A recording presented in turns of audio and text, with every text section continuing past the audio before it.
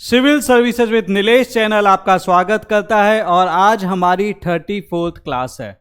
और हमने जैसा पढ़ा था, जैसा मैंने आपको बताया था, टाइम एंड वेजेस में जो कॉन्सेप्ट्स हमने पढ़े थे वही कॉन्सेप्ट्स आप पाएंगे कि वर्क एंड वेजेस में भी यूज होते हैं।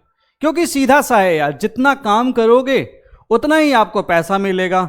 ये सारी चीज़ें मैं आपसे बताऊंगा और आप पाएंगे कि आप इसके क्वेश्चंस, अगर मैं आपको ये क्लास नहीं भी लेता तो भी आप कर सकते थे, बट डेफिनेटली क्लास से थोड़ा सा आपको फायदा ये होगा कि आपको चीज़ों को समझने में आसानी होने लगेगी। बट इससे पहले कि हम आगे बढ़ें, मैं आपको एक बहुत प्यारी सी, एक बहुत ही फेमस कहानी सुनाना चाहता हूं।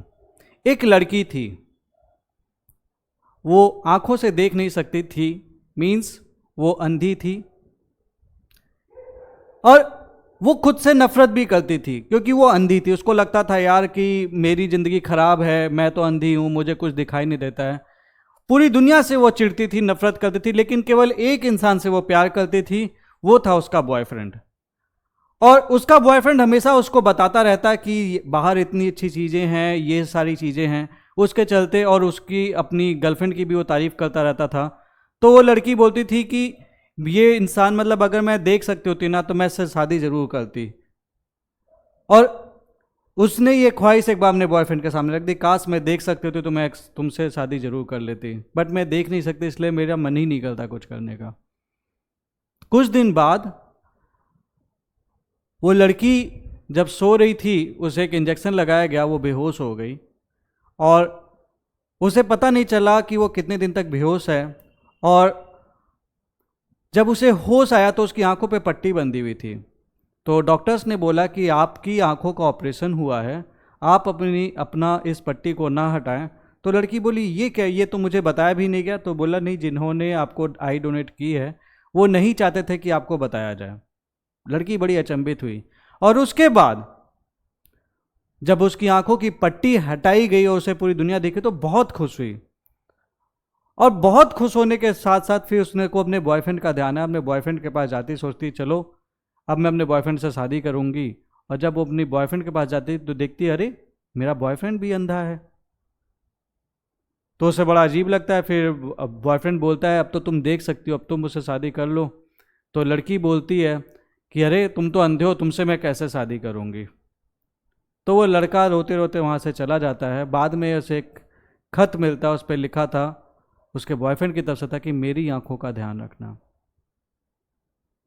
समझिएगा मैं आपको क्या बताना चाहता हूँ। जब सर्कमस्टांसेस चेंज होते हैं तो अक्सर लोग अपने डिसीजंस चेंज कर देते हैं। लोग बदलते हुए आपने भी बहुत सारे लोगों को देखा होगा। जब आपके हालात खराब हैं, जब आपके हालात बुरे हैं, तो कोई आपके साथ नहीं होगा। इस टाइम पे केवल आपके माँ बाप आपके साथ होंगे या फिर वो व्यक्ति जो वाकई में आपकी फिक्र करता होगा। ज़्यादातर लोग आपको इग्नोर कर रहे होंगे। और जब आपके हालात सही होंगे ना, मैं बिलीव मी, यही वो लोग होंगे जो आपको आज छोड़ के जा रहे हैं ना, आपके साथ खड़े होंगे, बोलेंगे अरे ये तो हमारा ही बचवा है। ये तो आपने भी देखा होगा, ये तो आपने भी सुना होगा। बट इन हालात को आप कैसे अच्छा बना सकते हैं? इन हालात को आप अच्छा बना सकते हैं पढ़ के। बट दोस्तों, मैं मैसेज के थ्रू केवल ये नहीं कहना चाहता कि आप अपने हालात सुधारिए। मैं ये भी आपको मैसेज देना चाहता हूं कि हालात सुधारने के साथ साथ आपके जब जैसे जैसे हालात चेंज होंगे, आप मत बदलना, क्योंकि फिर आप वो इंसान रह ही नहीं जाते। अगर आप एक अच्छे इंसान हो तो उस अच्छाई को हमेशा बरकरार रखना। इस दुनिया को अच्छे लोगों की जरूरत है। आप जैसे अच्छे लोगों की जरूरत है जो जिंदगी में कुछ करना चाहते हैं, इस दुनिया में पॉजिटिविटी फैलाना चाहते हैं।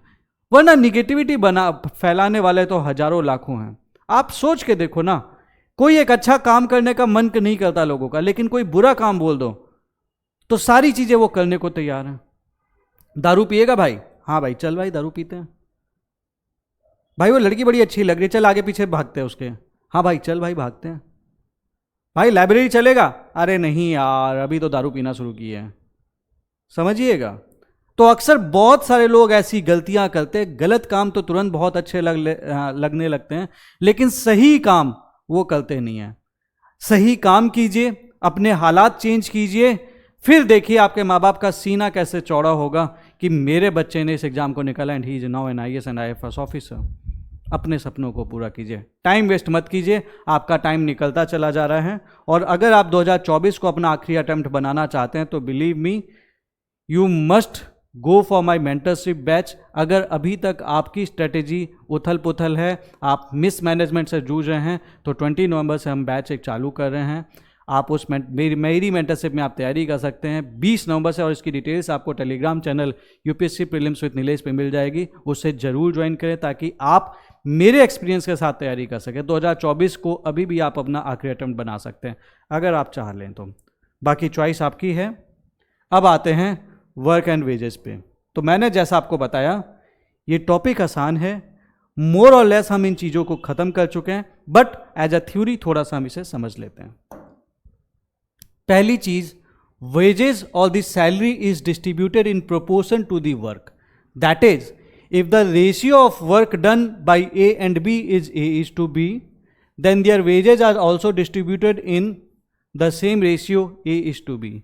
इसका सीधा सा मतलब है जो भी आपका वेज है it is directly proportional to work. मतलब सीधा सा है कि आप कितना काम करते हैं, जितना भी आप काम करते हैं आपको पैसा मिलता है, यही तो ये कह रहा है, जितना काम करेंगे आपको पैसा मिलेगा। इसका मतलब है कि ए और बी अगर कोई पर्सन है और ये काम करते हैं, इनके काम करने का रेशियो है ए इज टू बी, ये इनका वर्क का रेशियो है, तो इनकी सैलरी और वेजेस का भी जो रेशियो होगा वो simply A is to B होगा। इसको ऐसे भी समझ सकते हैं कि ए और बी के काम का अगर मुझे रेशियो मिल गया, सपोज कीजिए 2:3, तो ए और बी की सैलरी भी बटेगी 2:3 के रेशियो में। और इसके चलते मैं बोलूंगा कि ए का सैलरी में शेयर कितना होगा, तो मैं सीधे, आपको पता है जब काम इस रेशियो में बट रहा है तो 2 × 5 इंटू जो भी आपके टोटल वेज होगा मैं मल्टीप्लाई कर दूंगा, और बी के केस में 3/5 इंटू मैं जो भी टोटल वेज होगा वो कर दूंगा। ये बेसिक सी चीज़ें हैं, जितना काम उतनी सैलरी, ठीक है। एक और रूल है, wages are inversely proportional to the time taken by the individual, कि जितना टाइम ये लोग काम करने के लिए लेते हैं इसके वेजेज इनवर्सली प्रोपोर्शनल है। इसका सीधा सा मतलब है wage is inversely proportional to the time taken by the individuals, कितना दिन लेते हैं ये काम करने के लिए।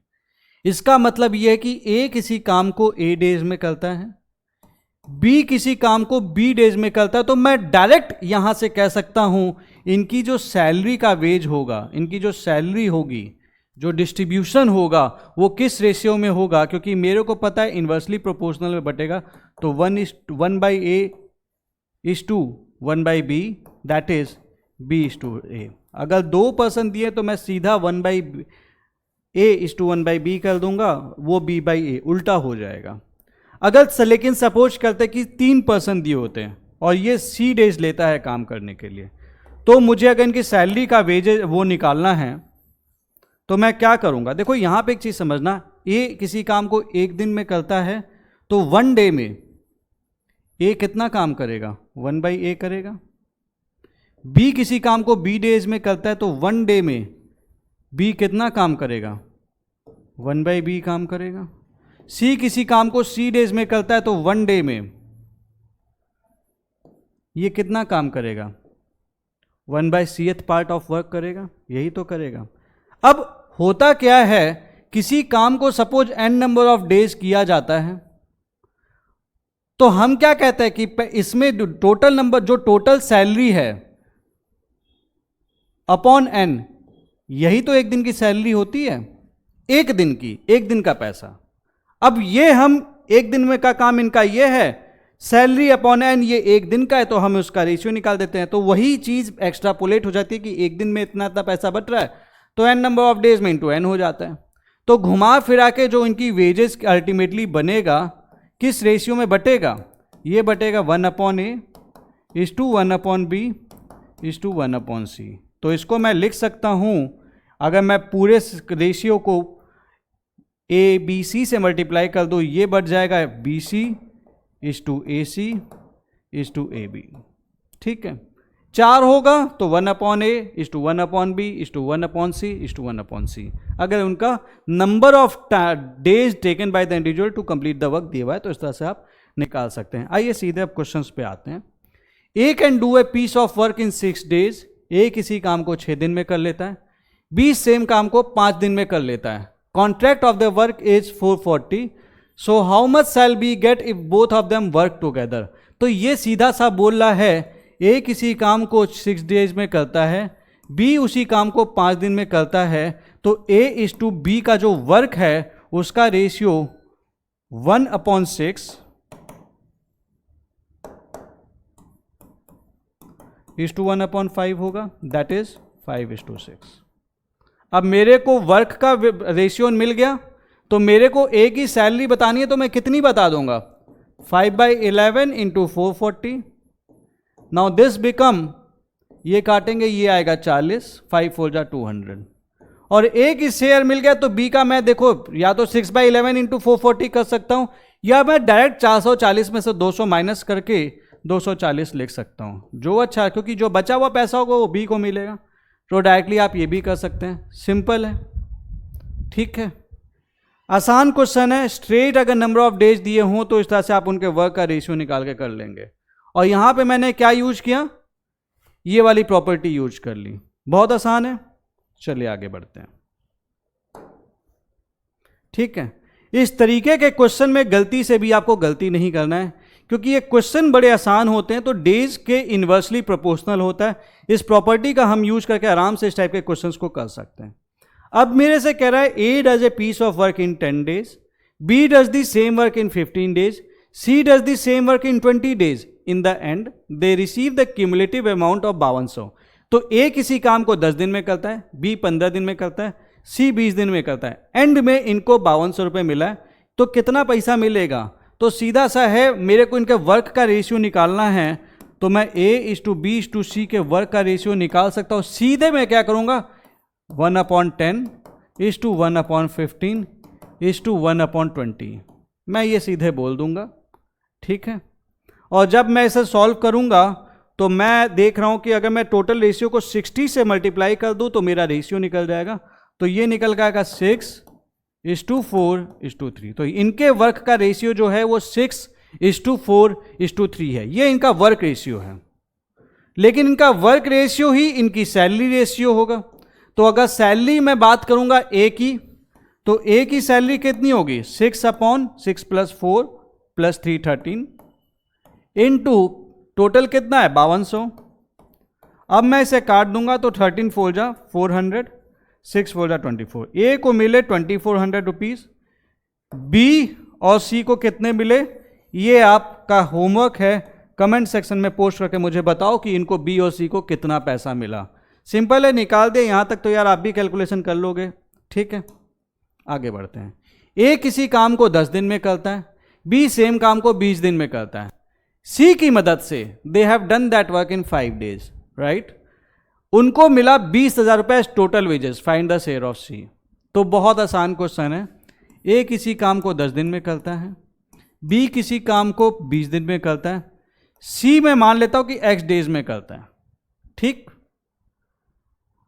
अब इन्होंने ये काम किया है 5 दिन में, तो मैं लिख सकता हूं, आपको पता है टाइम एंड वर्क में जो सिखाया था, 1/10 + 1/20 + 1/x इज इक्वल टू 1/5, ये लिख सकता हूं, ठीक है।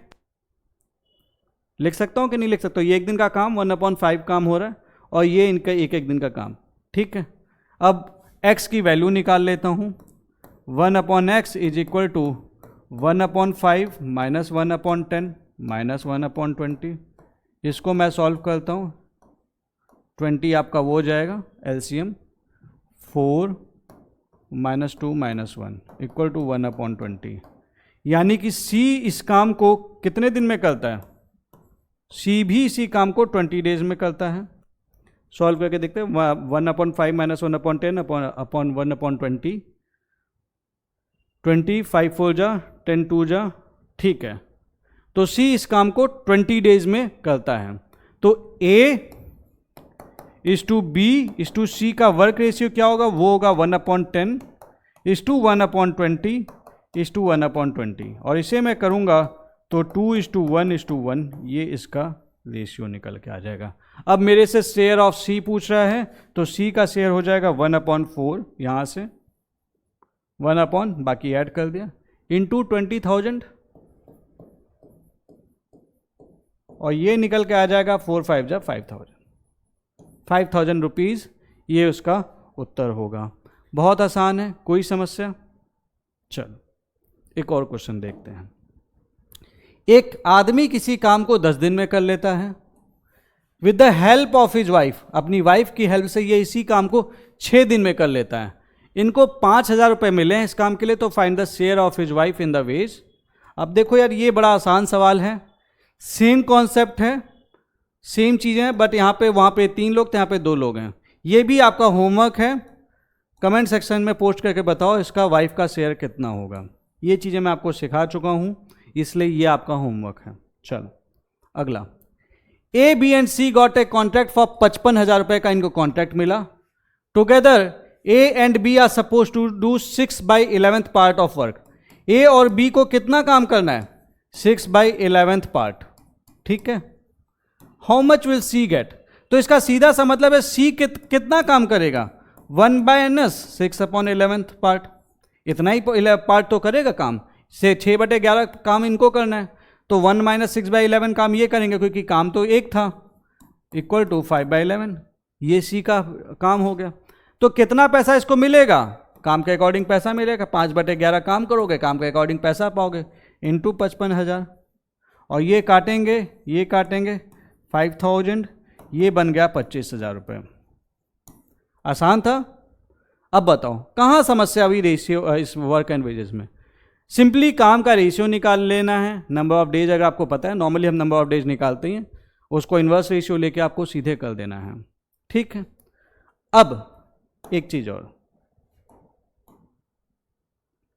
तो यहां पे आपने देखा कि देखो नंबर ऑफ डेज होगा, हमने सारा निकाल दिया है। अब कभी डायरेक्ट अगर वर्क दे दिया, सपोज ए को 200 लकड़ियां काटनी है, बी को मान लो 300 लकड़ियां काटनी है, 3,000 काटनी है, सी को 5,000 लकड़ियां काटनी है, अगर यही 50,000 लकड़ियां काटनी है, ठीक है, और इनको 5200 रुपये ही मिल रहा था, ठीक है। वर्क ही दे रखा है कि इनका इतना काम था, तो इनको कितना मिलेगा? तो आप सीधे A/B/C का रेशियो निकालोगे, इक्वल टू 200/3,000/50,000, जो रेशियो होगा उसी रेशियो में बांट दो, वर्क का रेशियो निकल गया। तो इस तरह के क्वेश्चंस कभी आपको परेशान नहीं करेंगे अगर आप अपना दिमाग जो है वो बिल्कुल खुला रख के करेंगे, कभी इस टाइप के क्वेश्चन परेशान नहीं करेंगे। वीडियो अगर अच्छी लगी हो तो जल्दी से लाइक कर देना, सब्सक्राइब का बटन दबा देना, और आप हमें टेलीग्राम चैनल पर जरूर ज्वाइन कर लीजिए, UPSC prelims with Nilesh AIR 442 से एक फ्री पॉलिटी का डॉक्यूमेंट है, इसको डाउनलोड जरूर कर लेना।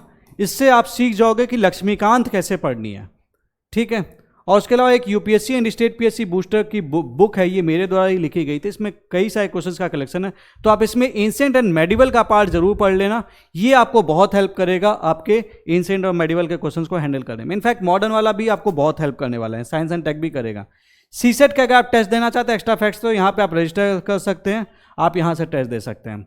तो this was all for today's class, thank you all, this was Nilesh Kumar Singh.